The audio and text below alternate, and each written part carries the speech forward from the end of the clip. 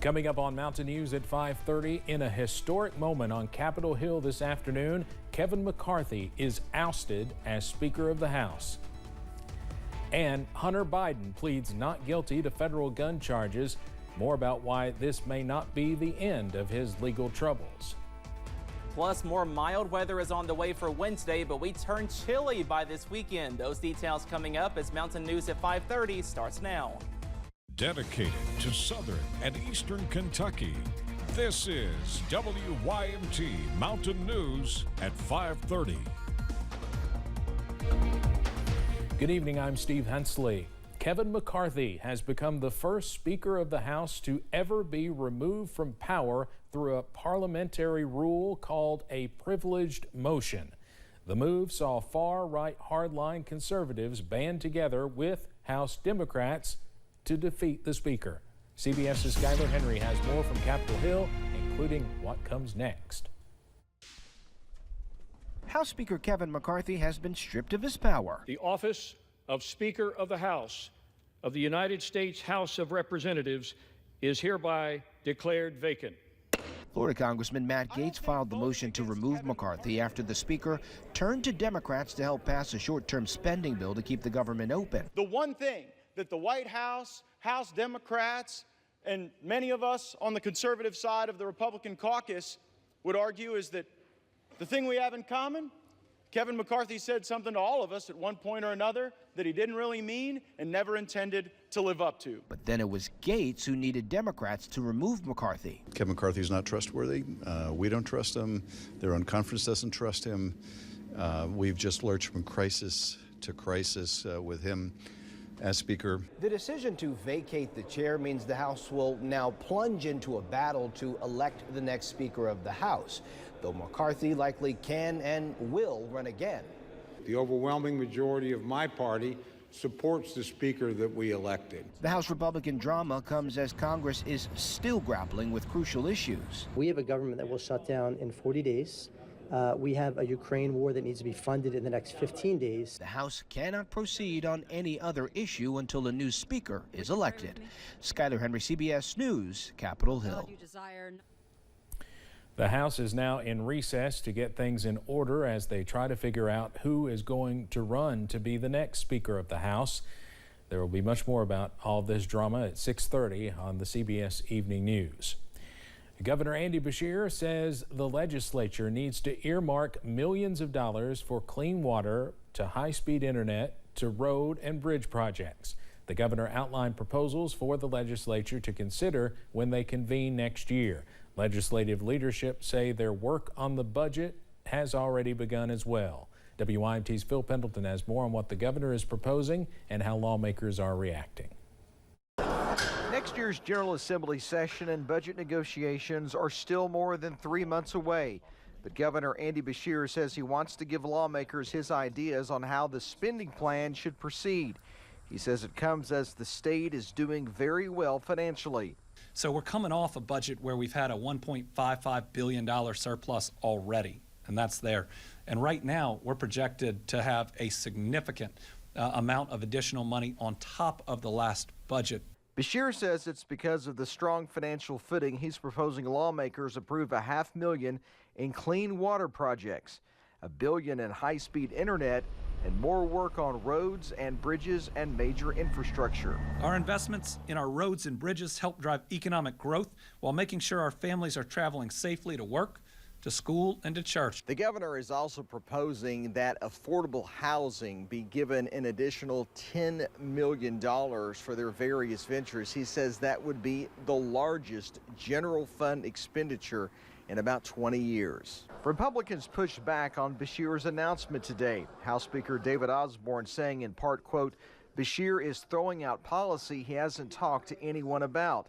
Beshear's Republican rival Attorney General Daniel Cameron also released a statement saying, quote, Beshear is offering empty promises and government programs as the key to unleashing Kentucky's future. In Frankfort, Phil Pendleton, WYMT Mountain News. Kentucky lawmakers will vote on a spending plan when they convene in January. Typically, budget negotiations last until late March or early April.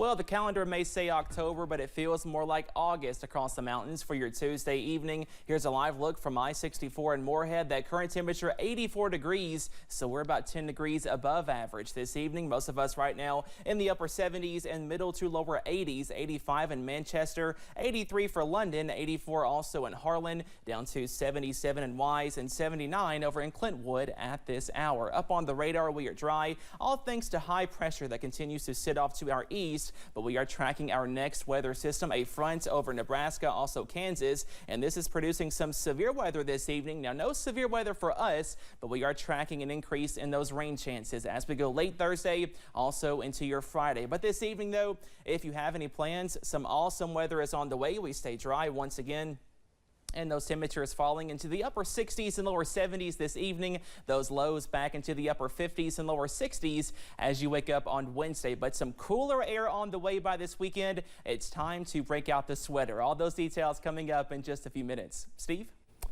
Cameron, thank you. In Michigan, the parents of Oxford High School shooter Ethan Crumbley will be standing trial. The Michigan Supreme Court declined to consider Jennifer and James Crumbley's appeal. They are facing 4 counts of involuntary manslaughter in connection with their son's actions. Crumbley's parents argued unsuccessfully that the charges have no legal justification and they should not be held responsible for their son's killings in November of 2021. President Biden's son, Hunter Biden, has pleaded not guilty to federal charges stemming from his purchase of a gun in 2018. He appeared in a federal court in Delaware this morning. You may remember he reached a tentative plea deal with the Justice Department on the gun charges as well as misdemeanor tax evasion charges, but that agreement fell apart over the summer. CBS's Natalie Brand has more from Washington. Hunter Biden left the federal courthouse in Delaware Tuesday following his arraignment on federal gun charges. The president's son pleaded not guilty to 3 felony charges stemming from his purchase of a firearm in 2018. He is accused of both lying about his drug use while buying a gun and possessing a gun while using narcotics. The arraignment comes after a plea deal that included the gun charges and misdemeanor tax charges collapsed over the summer. Hunter Biden, by being part of a plea deal that disintegrated, is subject to a lot more legal exposure than he was last time he walked into that courtroom. Hunter Biden's attorneys have slammed the gun charges as politically motivated and say they plan to file a motion to dismiss, arguing he's still protected by that plea deal.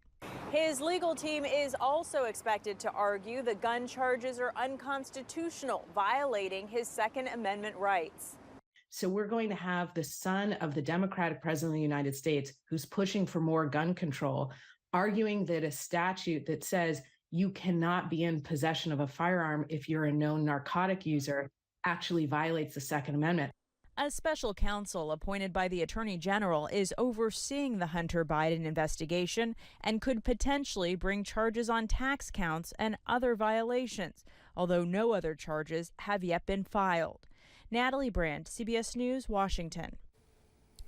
If convicted of the gun charges, Hunter Biden faces a maximum of up to 25 years in prison. Former President Donald Trump arrived in court again today for the second day of his civil fraud trial. He is not required to appear at the Manhattan courthouse. However, the former president was there for the start on Monday. Asked why he showed up in person Monday, Trump said, quote, "Because I want to watch this witch hunt myself." Art of the Deal co-author Tony Schwartz offered his opinion this morning about why this fraud trial is so important to Trump. Donald Trump's sense of value comes entirely from his net worth. So his survival, his emotional survival depends on looking outside himself to define his internal value, which he feels none of. The fraud trial will consider how much Trump, his eldest sons, and their businesses will have to pay, which could be $250 million or more. There was also a limited gag order issued in the trial today, and there will be much more about this also later tonight on the CBS Evening News. Olivia Hill has been sworn in as Tennessee's first transgender elected representative. Hill was sworn in yesterday inside of the Grand Ballroom of the Hermitage Hotel in Nashville. She says a lot of parents, teachers, and leaders have approached her and thanked her for running. Hill has a priority list that starts with creating more affordable housing and expanding a bus line. Analysis from Anderson Economic Group released yesterday shows the monetary impact of the United Auto Workers strike. The strike against the big three automakers cost $3.95 billion in the first 2 weeks. That is up significantly from the $1.6 billion in losses in just the first week. The second week added 38 General Motors and Stellantis plants to the 3 Ford, GM, and Stellantis plants already on strike. Another potential labor strike could start in just hours. This time, tens of thousands of healthcare workers at Kaiser Permanente say they will walk off the job if they do not reach a new contract by tomorrow. Kaiser Permanente and leaders from a coalition of several unions have been negotiating since April, but the contract for more than 75,000 healthcare workers expired this past Saturday. The issues include higher wages, benefits, and safe staffing levels. We represent members of the coalition across these states that are some of the most expensive cities to live in. Kaiser Permanente said in a statement that it will continue to bargain in good faith until it reaches a fair and equitable agreement. Workers say they are prepared to strike for up to 3 days. The hospital system says if a strike happens, elective procedures, filling prescriptions, lab work, and x-rays could all be delayed. Coming up on Mountain News at 5:30, research shows your finances can impact your mental health and vice versa. Ways to recognize and reduce financial stress. Plus, we are tracking showers to increase across the mountains on Thursday and Friday. Your full forecast coming up after this break.